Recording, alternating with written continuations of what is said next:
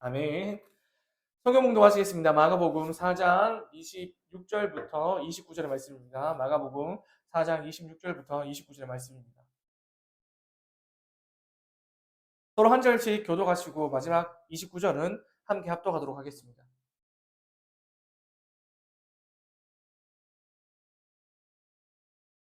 봉독하겠습니다. 또 이르시되 하나님의 나라는 사람이 씨를 땅에 뿌린 것 같으니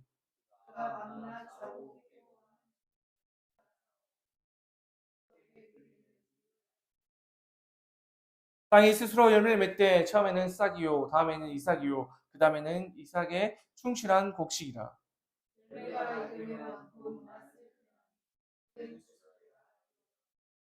아멘. 씨가 나서 자라되는 말씀 제목을 가지고 함께 아버지의 말씀을 나누도록 하겠습니다.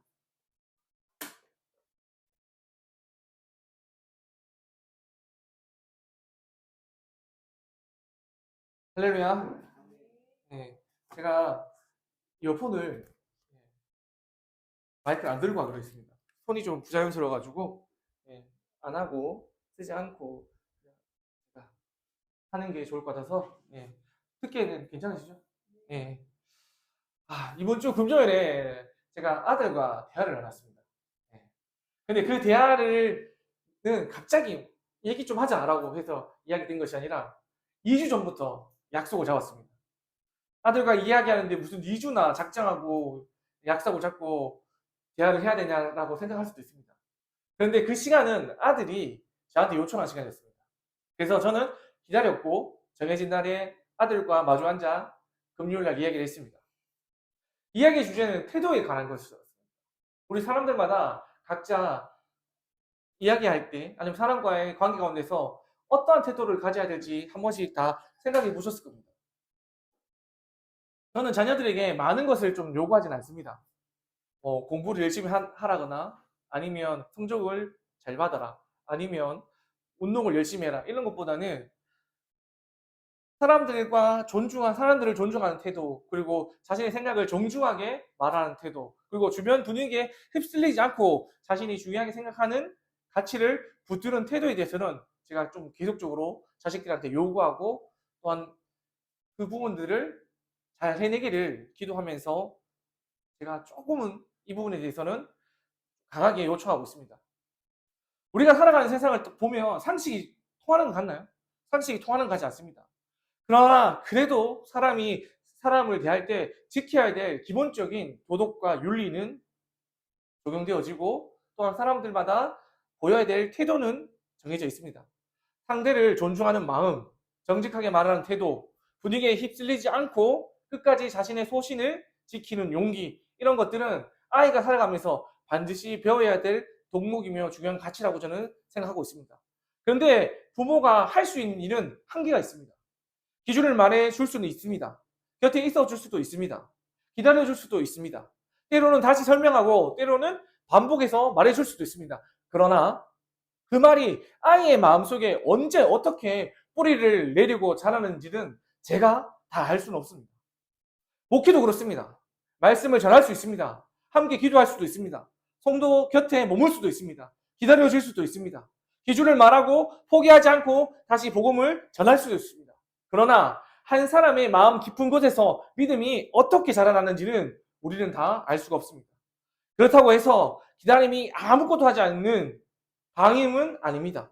포기도 아닙니다. 믿음의 기다림을 통해서 씨를 뿌리는 기다림의 작업입니다. 기준을 말하고 말씀을 전하고 기도하고 사랑하고 다시 함께 걸어가는 기다림을 제가 말씀드리는 겁니다.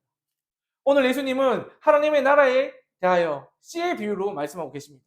사람은 씨를 뿌립니다. 그러나 씨가 나서 자라게 하시는 분은 누굴까요? 바로 하나님이십니다. 사람은 자기 책임을 다하여야 합니다. 그러나 생명의 신비를 다 통제할 수는 없습니다. 우리는 씨를 뿌리지만 자라게 하시는 분은 하나님이십니다. 오늘 본문은 바로 이 사실을 우리에게 가르치고 있습니다. 하나님의 나라는 완성을 향해 가지만 이 땅의 삶은 아직 과정일 뿐입니다. 우리는 천국이라는 말을 들으면 보통 죽은 다음에 가는 곳을 가장 먼저 떠올리게 되어 있습니다. 이 땅에서 수고하고 고생하다가 죽은 후에 돌아가게 되는 영원한 안식의 장소, 더 이상 눈물도 없고 아픔도 없고 고통도 없고 어둠도 없는 그런 나라를 떠올릴 겁니다. 물론 성경은 장차 하나님의 백성이 들어갈 영원한 하나님의 나라를 분명하게 이야기하고 있습니다. 우리가 소망하는 천국은 허상이 아니라 실체입니다. 하나님께서 자기 백성을 위해 예비하신 영원한 나라가 분명히 존재하고 있습니다. 우리는 그 나라를 소망합니다.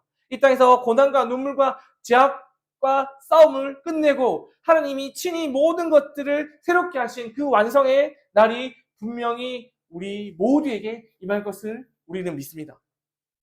그러나 성경이 말하는 하나님의 나라는 단지 죽은 다음에 가는 장소만을 의미하지 않습니다. 하나님의 나라는 하나님께서 다스리시는 나라, 하나님의 뜻이 이루어지고 하나님의 말씀이 사람의 마음을 다스리며 하나님의 주권이 삶 가운데 고스란히 드러나는 나라가 바로 하나님의 나라입니다. 예수님께서 이 땅에 오셨을 때 하나님의 나라는 이미 시작되었었습니다.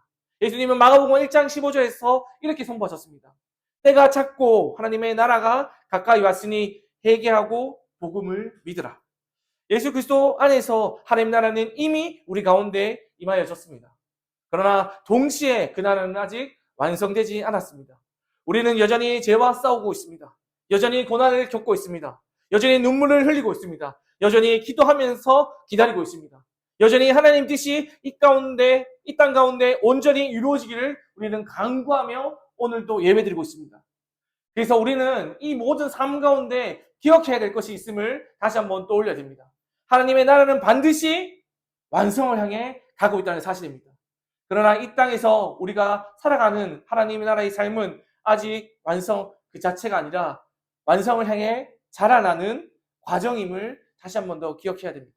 이 말은 하나님의 나라가 불완전하다는 뜻이 아니라 하나님께서 시작하신 나라는 반드시 완성되지만 하나님의 통치는 이 땅 가운데서 실패하지 않지만 하나님의 구원은 이 땅 가운데서 중단되진 않지만 하나님의 약속은 무너지지 않지만 우리가 잠시 이 땅에서 주님이 오실 때까지 아직은 완전하지 않은 상태처럼 보이지만 곧 완성이 될 것이라는 것을 믿는 또한 완전한 상태임을 믿는 그 믿음의 상태로 그 약속을 믿는 상태로 우리가 있어야 된다는 것들을 의미하는 겁니다.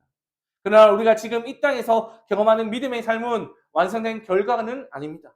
우리는 아직 자라가는 중입니다. 우리의 믿음도 자라가는 중입니다. 우리의 순종도 자라가는 중입니다. 우리의 사랑도 자라가는 중입니다. 우리의 공동체도 자라가는 중입니다. 그러므로 이 땅의 삶은 완성된 결과로만 판단하면 우리는 쉽게 낙심할 수밖에 없습니다. 왜냐하면 지금 우리의 삶에는 아직 부족함이 많기 때문에 그렇습니다. 내 믿음도 완전하지 않습니다. 내 사랑도 완전하지 않습니다. 내 순종도 완전하지 않습니다. 우리의 교회도 완전하지 않습니다. 우리의 공동체도 완전하지 않습니다. 우리가 꿈꾸는 하나님의 나라의 모습도 아직 우리에게는 완전히 다 드러나지 않았습니다. 그러나 부족하다고 해서 하나님께서 일하지 않는 것은 아닙니다. 아직 완성되지 않았다고 해서 우리가 실패한 것도 아닙니다. 눈에 보이는 열매가 작다고 해서 씨가 죽은 것도 아닙니다. 예수님은 오늘 하나님의 나라의 씨를 뿌리는 자를 비유를 통하여 우리 가운데 말씀하고 계십니다. 오늘 씨는 뿌려지고 있습니다. 그리고 씨는 자랍니다. 그리고 씨는 열매 맺습니다. 그리고 마침 출수의 때를 맞이할 것입니다. 하나님의 나라는 이렇게 자라나고 있습니다. 믿음도 이렇게 자라나고 있고 우리의 교회도 이렇게 자라나고 있습니다. 우리의 삶도 이렇게 주님 안에서 자라나고 있습니다. 26절은 이렇게 말하고 있습니다. 또 이르시되 하나님의 나라는 사람의 씨를 땅에 뿌린 것 같으니 예수님은 하나님의 나라를 설명하시면서 아주 평범한 농사의 장면을 우리 가운데 떠올리게 하고 계십니다. 사람이 지금 씨를 뿌리고 있습니다. 농부는 아무 목적 없이 씨를 뿌리지 않습니다. 씨를 뿌릴 때에는 그 씨가 자라나서 싹이 나고 이삭이 생기고 마침내 충실한 곡식이 되기를 기대하면서 그 기대를 가지고 씨를 뿌리고 있는 겁니다. 씨를 뿌린다는 것은 기대가 있다는 뜻을 의미하고 있습니다. 열매를 바라고 있다는 것을 우리 가운데暗목적으로 이야기하고 있습니다.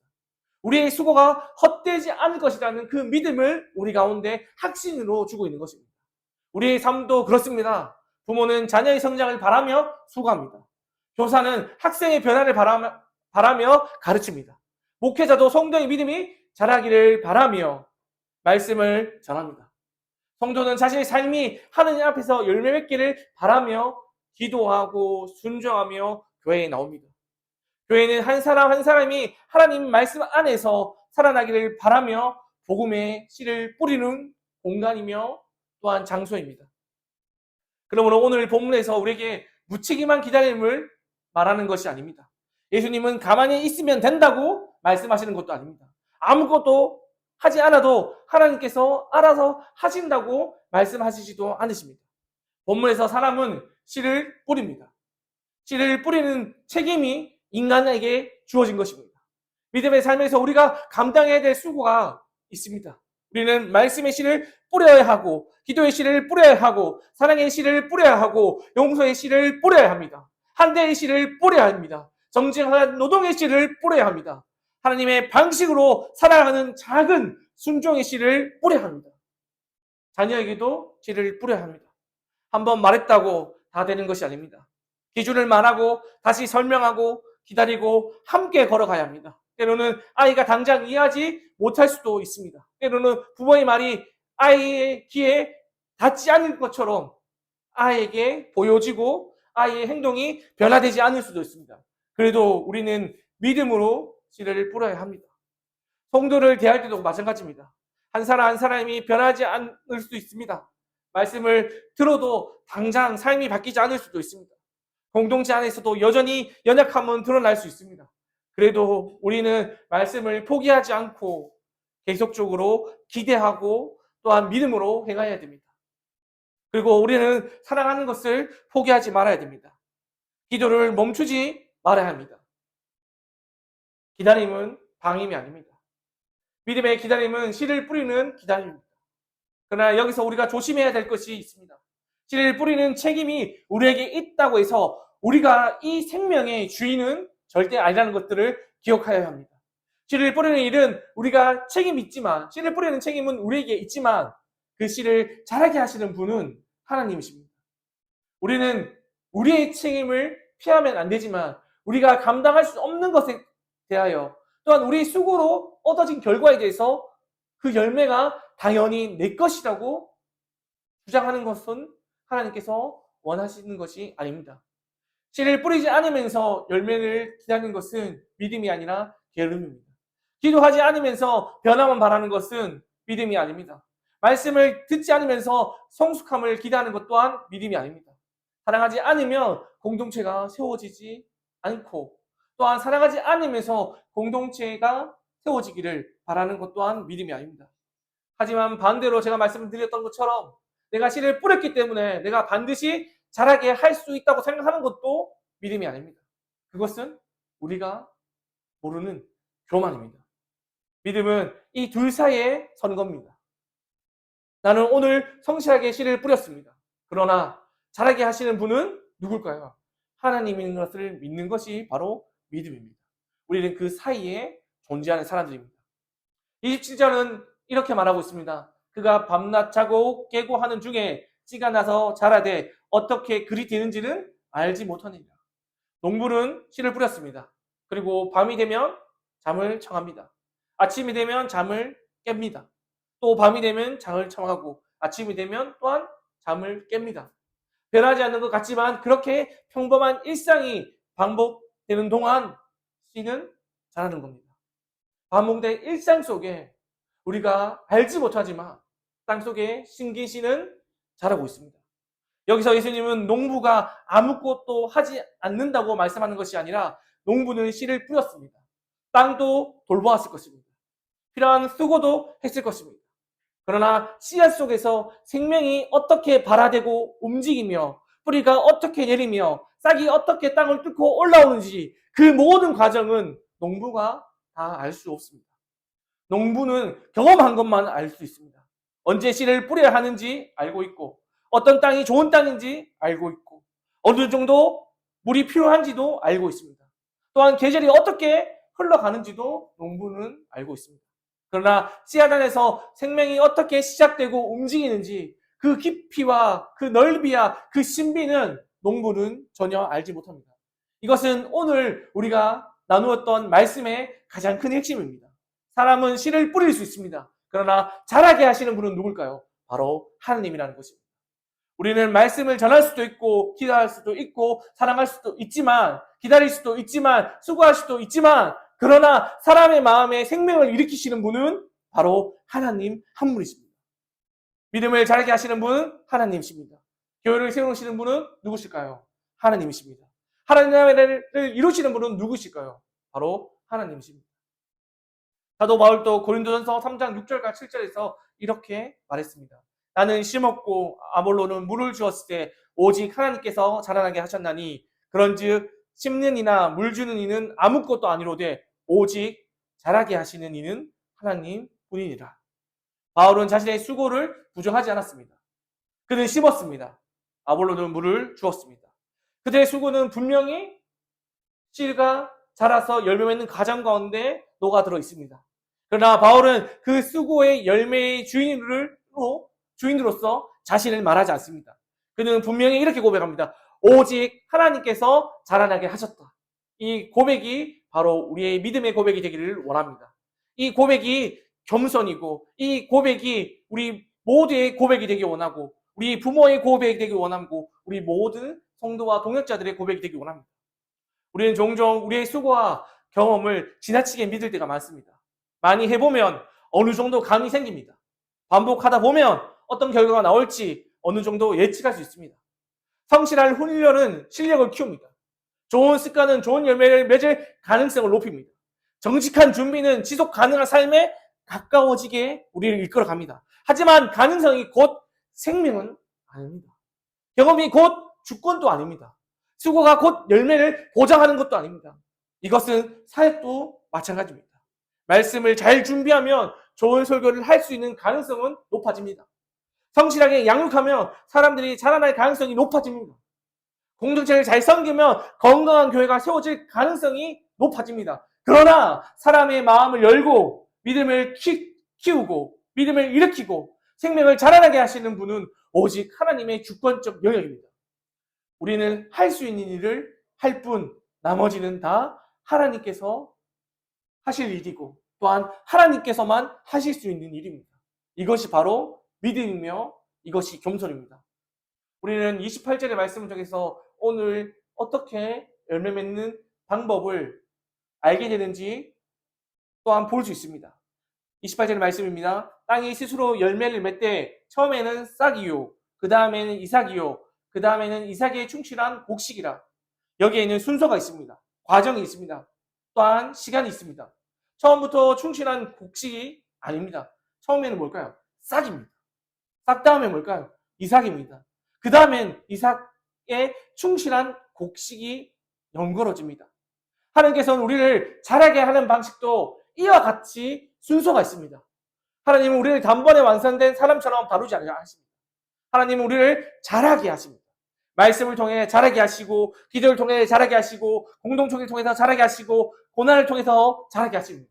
그리고 인내와 기다림을 통해 자라게 하십니다. 그러므로 과정 중에 있다는 것은 실패가 아닙니다. 과정 중에 있다는 것은 하나님께서 아직 우리를 붙들고 계시다는 것에 대한 증거가 됩니다. 하나님께서 우리 안에 일을 멈추지 않으셨다는 것에 대한 반증이 됩니다. 아이에게 너는 왜 아직 어린이 되지 못했냐? 싹에게 너는 왜 아직 곡식이 되지 못했냐? 우리는 말하지 않습니다. 이삭에게 너는 왜 아직 추수할 만큼 익지 않았냐고 정죄하거나 판단하지 않습니다. 왜냐하면 자라는 데에는 시간이 필요하기 때문에 그렇습니다. 우리 자신에게도 이 믿음의 시선이 필요합니다. 아직 우리는 완성되지 않았습니다. 그러나 하나님께서 나를 지금 자라나게 하고 계시고 있습니다.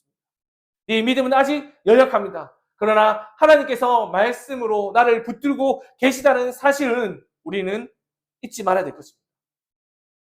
내 사랑은 아직 부족합니다. 그러나 하나님께서 나를 붙드시고 내가 사랑할 수 있는 사람으로 빚어가고 계십니다. 제가 어제 김현주 선생님의 집에 댁에 갔습니다. 왜 갔을까요? 지금 리모델링을 하고 계십니다. 그래서 전화가 와서 목사님 토요일 날 바쁜 건 알지만 혹시 시간 되시면 짐을 좀 옮긴 걸 도와줄 수 있냐고 저한테 부탁했습니다. 제가 고민을 했습니다. 왜 고민했을까요? 네. 설교 준비하고 토요일은 오롯이 주일 준비하는 데 좀 집중하고 싶은 마음들이 있었습니다. 마음이 흔들렸습니다.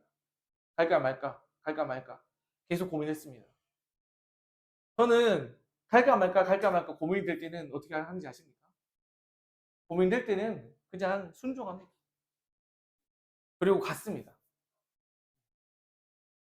그리고 침대 프레임을 분리하고 침대를 옮기고 침대를 밖으로 빼고 이 일들을 다 하고 다시 돌아와서 말씀을 준비하면서 마음의 어려움을 기도했습니다. 뭘 기도했을까요?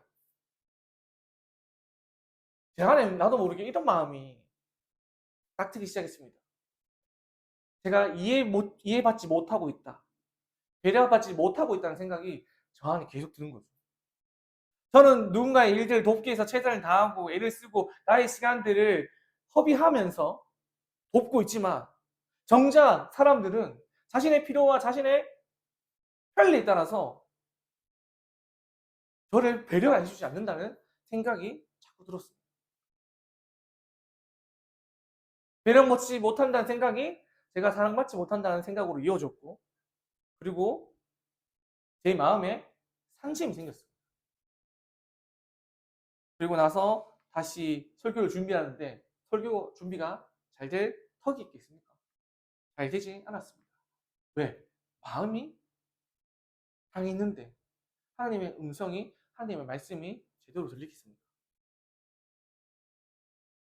제 믿음에 대한 순종이 흔들렸습니다.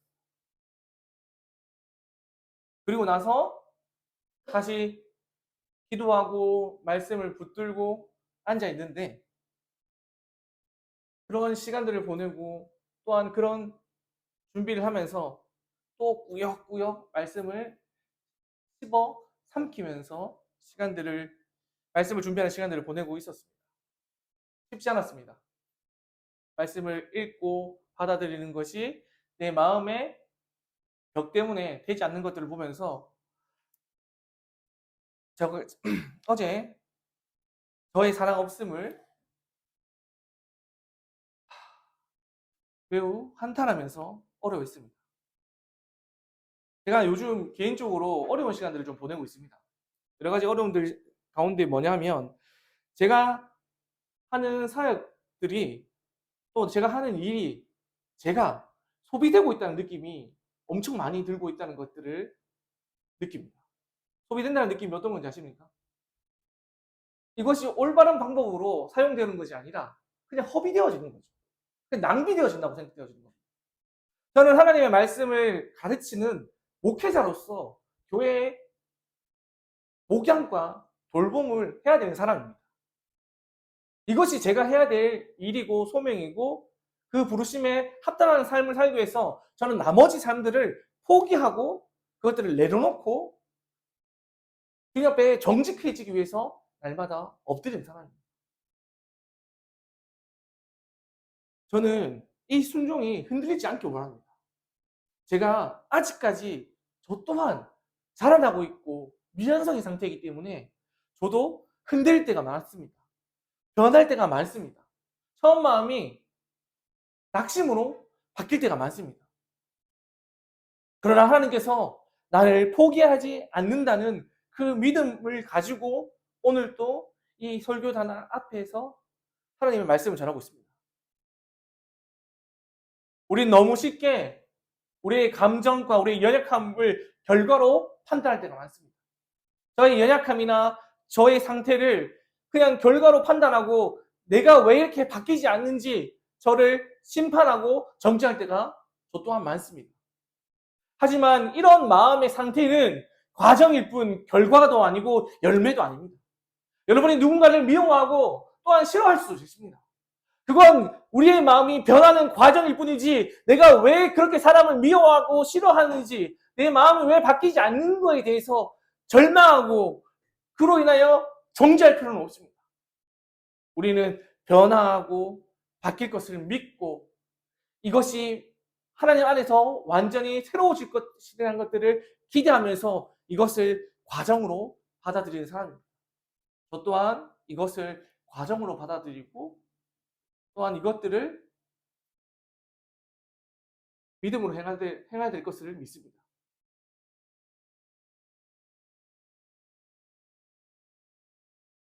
그럼에도 쉽지 않습니다. 여러분들도 그런 쉽지 않은 삶을 살아갈 것입니다. 가족이 이해되지 않을 때도 있고 사랑하는 사람이 이해되지 않을 때도 있을 겁니다. 아내가 이해되지 않을 때도 있고 자녀가 이해되지 않을 때도 있고 형제 자매가 이해되지 않을 때도 있습니다. 하지만 그때마다 다시 한번 그들의 삶과 그들의 상황과 입장으로 돌아가서 우리가 다시 한 번 더 그들을 변화시키고 나를 변화시킬 그 하나님을 기대하면서 다시 한 번 더 우리가 순종을 다시 붙들 때, 순종할 때 하나님께서 우리의 마음을 새롭게 하실 것을 믿습니다. 저는 사람들과 나눈 대화들을 비교적 아주 상세하게 기억하는 편입니다. 상담을 하거나 누군가와 대화를 나누다 보면 그 말들과 장면들이 제 마음에 오랫동안 남아있을 때가 많습니다. 이것이 때로는 장점이 되기도 하지만 개인적으로는 마음을 비우는데 많은 시간이 소요되고 또한 그 사람들이 간 이후에 내 안에 정리하기 위해서 많은 시간을 보내야 됩니다. 좋은 기억만 남겠습니까? 좋지 않은 기억도 그들이 갖고 왔던 슬픔과 아픔도 제 안에서 오롯이 남아 그것들을 정리하는데 많은 시간과 노력이 필요한 사람입니다. 그런 시간을 지내면 깨닫는 것이 하나 있습니다. 사람은 겉으로 보이는 모습만으로 다 알 수 없다. 한 사람의 마음 안에는 보이지 않는 시간이 있고 겉으로는 아무렇지 않아 보여도 그 사람 안에는 눈물과 씨름한 기도가 있다. 겉으로 변화가 없는 것처럼 보여도 하나님께서 그 사람의 깊은 곳을 만지고 계실 것이라는 그 기대와 그 소망이 그들이 떠난 후에 고스란히 저에게 찾아옴을 느끼고 그것으로 말미암아 다시 사람들과 상담할 수 있는 힘을 얻습니다. 그래서 요즘 조급하게 판단하지 않으려고 노력하고 있습니다. 나 자신도 다른 사람도 공동체도 하나님의 일도 너무 빨리 결론 내리지 않아야 되겠다는 생각이 저를 가득 채우고 있습니다.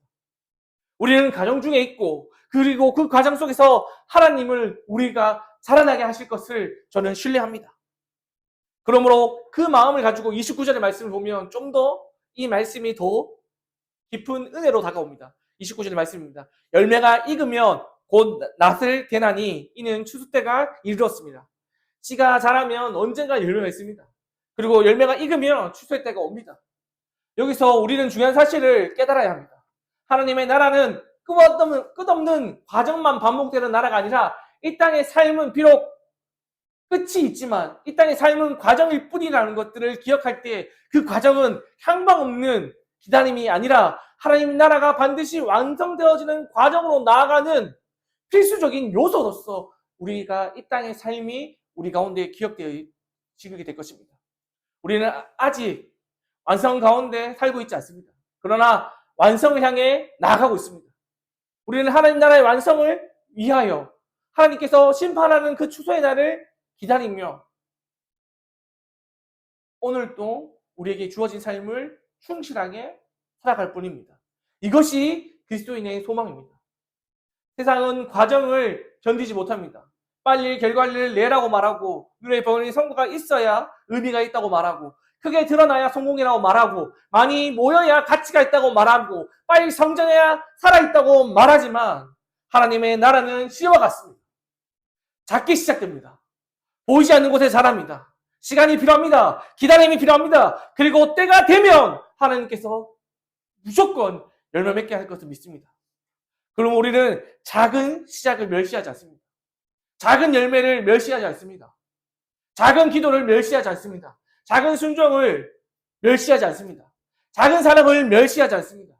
작은 우리의 공동체를 멸시하지 않습니다. 그러므로 우리의 연약한 자들을 포기하지 않고 우리는 끝없이 사랑하기로 결정하는 겁니다. 늘 주일마다 예배에 나오겠다고 하는 사람들이 있습니다. 하지만 끝내 나오지 못합니다. 참 신기한 건 놀러 갈 때는 만날 수 있어요. 하지만 예배 때 만날 수 없습니다. 이것이 저에게는 신비로 다가옵니다. 여러분들에게는 어떻게 다가옵니까? 교회들마다 이런 얘기를 합니다. 교회에서 어떠한 모임을 할 때 놀러 가자 하면 사람들이 다 모인다고 얘기합니다. 하지만 예배하자 한다고 하고 기도회 하자고 한다면 사람들이 모이지 않습니다. 왜 그럴까요? 여러분 여기에 대해서 한번 생각해 본 적 있습니까? 사람들이 놀러 가는 것을 너무나 좋아하기 때문에, 사람들은 노는 것을 좋아하기 때문에 기도하고 예배하는 것보다 노는 모임이 더 자주 나오게 되는 것일까요? 저는 그렇게 생각하지 않습니다. 저는 그렇게 받아들이지 않습니다. 왜 그럴까요? 사단은 우리가 예배하는 것을 원하지 않습니다. 놀러 갈 때, 신교할 때, 모임할 때, 즐거워하면서 먹고 마실 때 사단은 하나님 앞에 예배하지 못하는 사람으로 우리를 변화시키고 만들어갑니다. 예배는 하나님 손에 달려 있습니다. 교회에 아무리 우리가 나와 있지만 우리의 마음이 예배하고 하지 않고는 하나님 손에 달려 있습니다. 우리는 수고하여 아침에 일어나서 지친 몸을 이끌고 이 예배의 자리에 나오지만 우리가 예배 드리게 하시는 분은 우리 주 하나님임을 기억해야 될 겁니다. 홈처치가 지금 드리는 예배도 세상의 기준으로 보면 미약하고 약해 보일 수 있습니다. 그러나 하나님의 나라의 관점에서 이곳을 바라본다면 하나님은 지금 우리 가운데 말씀을 뿌리고 계십니다. 기도를 심고 계십니다. 사랑을 심고 계십니다. 한 사람 한 사람이 하나님의 다스림을 배우고 있습니다. 홈팩토리 사역도 그렇고 홈테이블을 준비하는 일도 그렇습니다. 이것은 단지 교회의 이름을 알리고 사업을 통해서 성공해서 외용을 키우면서 커가는 것들을 바라는 세상의 방식과 동일하지 않습니다. 하나님의 방식이 삶과 일터와 식당 가운데서 실제적으로 가능하게 이루어진다는 것. 이 땅에 하나님의 씨앗을 우리의 삶과 일터와 식탁 가운데 심는 일을 우리는 그냥 순종하며 할 뿐입니다. 물론 당장 큰 열매가 보이지 않습니다. 때로는 우리가 뿌린 만큼 거두지 못하는 것처럼 보일 때가 많습니다. 때로는 우리가 수고가 너무 작고 느려 보일 때도 많습니다. 그러나 하나님 나라는 원래 씨와 같이 시작되어집니다. 그렇게 작게 시작되어집니다. 처음에는 보이지 않게 시작되어집니다. 처음에는 그렇게 연약하게 시작되어집니다. 그러나 하나님께서 자라나게 하시면 그것이 싹이 되고 이삭이 되고 충실한 곡식이 됩니다. 그리고 열매가 익으면 곧 추수할 때가 임하여 지는 것입니다. 그 추수의 때는 사람이 정하는 것이 아니라 하나님의 속한 때입니다. 우리는 그때까지 조급해할 필요가 없습니다. 왜 아직 열매가 없습니까? 왜 아직 변하지 않습니까? 왜 아직 이루어지지 않습니까? 왜 아직도 하나님 나라는 이렇게 희미하게 보입니까? 이렇게 우리가 재촉하고 원망할 필요가 없는 거죠. 하나님의 나라는 하나님의 때에 하나님께서 이루십니다. 우리는 그것을 믿고 소망하며 바랄 뿐입니다. 씨를 뿌릴 때가 있고 자랄 때가 있고 열매가 익을 때가 있고 추수할 때가 있습니다. 우리가 할 일은 하나님 때를 빼앗는 것이 아닙니다. 우리가 할 일은 오늘 맡겨진 씨를 믿음으로 뿌리는 것이 우리의 소명입니다. 사랑하는 성도 여러분, 우리는 지금 보이지 않는 시간을 살아가고 있습니다. 내 안에 믿음이 자라나고 있는지 잘 보이지 않을 때가 많습니다. 맨날 넘어지고 자빠지고 이것들이 반복되어져서 옛날에 습관을 쫓아 살아갈 때가 많지만 우리의 기도는 응답될 것이고 보이지 않는 세상은 존재하며 우리의 공동체는 하나님 앞에서 방향을 잡고 온전하게 날마다 나아가고 있음을 우리는 신뢰할 수 있습니다. 그러나 오늘 말씀은 우리에게 이렇게 말씀하십니다. 씨가 나도 자라고 있어. 분명히 열매 맺을 거야. 밤낮 자고 깨는 평범한 일상을 살다 보면 내가 너의 일상 속에 너의 일상 속에 일하고 있는 나를 발견하게 될 거야. 라고 하나님께서 오늘 말씀을 통해서 말씀하고 계신 겁니다.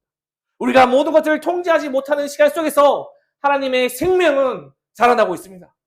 우리가 결과를 확인하지 못하는 순간에도 하나님의 나라는 하나님께서 직접 우리 가운데, 이 땅 가운데 세우고 가고 계십니다.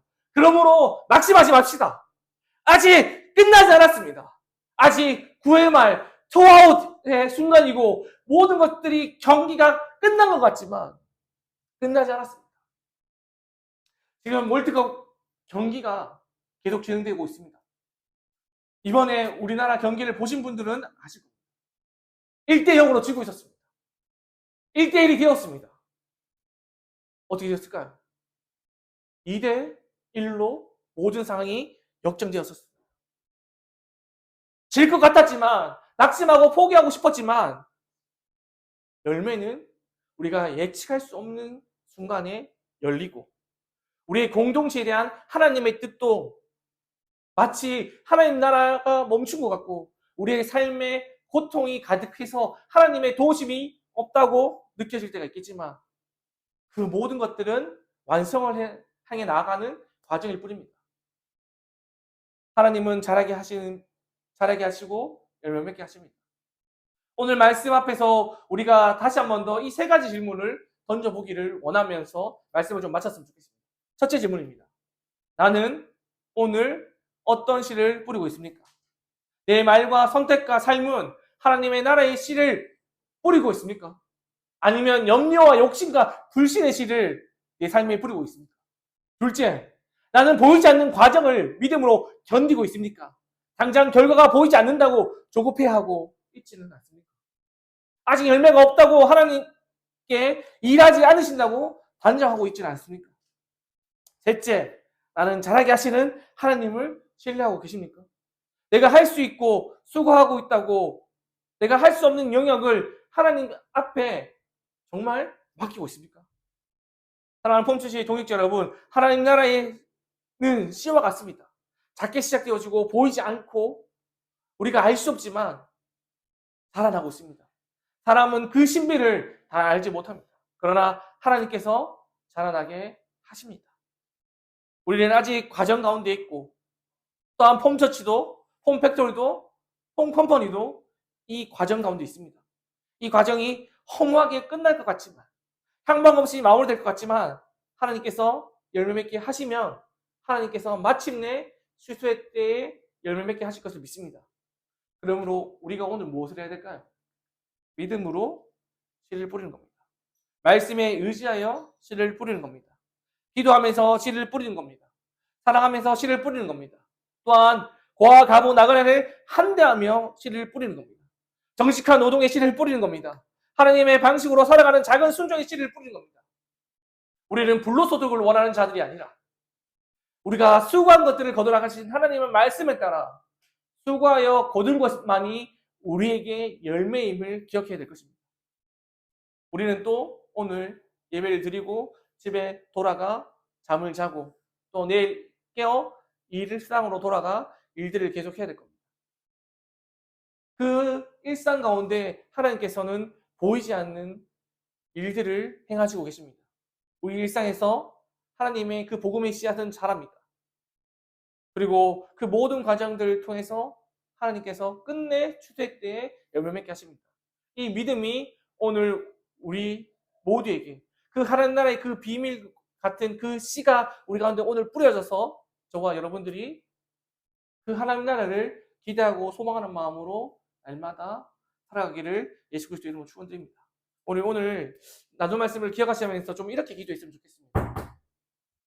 하나님께서 우리 가운데 계획하시는 말씀들이 있고 또한 보이지 않지만 역사하시는 그 하나님의 경륜이 이미 우리 가운데 있음을 기억했으면 좋겠습니다. 보이지 않지만 또한 우리 삶 가운데 이루어지지 않는 것처럼 보일 때가 많지만 우리가 일상을 또한 우리가 수고하며 땀을 흘리는 동안 하나님의 나라는 우리 안에서 보이지 않지만 자라나고 있음을 기대하시면서 하나님 나도 그렇게 자라나게 해주십시오. 내 삶이 막막하고 어떠한 방향으로 가야 될지 마치 어둠 속에 있고 폭풍 속에 있는 배처럼 표로하고 있는 것처럼 보일 때가 많지만 주님께서 이 모든 것들이 과정이며 이 모든 것들이 주님 안에 있다고 말씀하셨던 그 계획 안에 있음을 우리가 기억하며 내가 아버지의 계획을 신뢰하게 해달라고 함께 기도하며 나가겠습니다. 기도하겠습니다.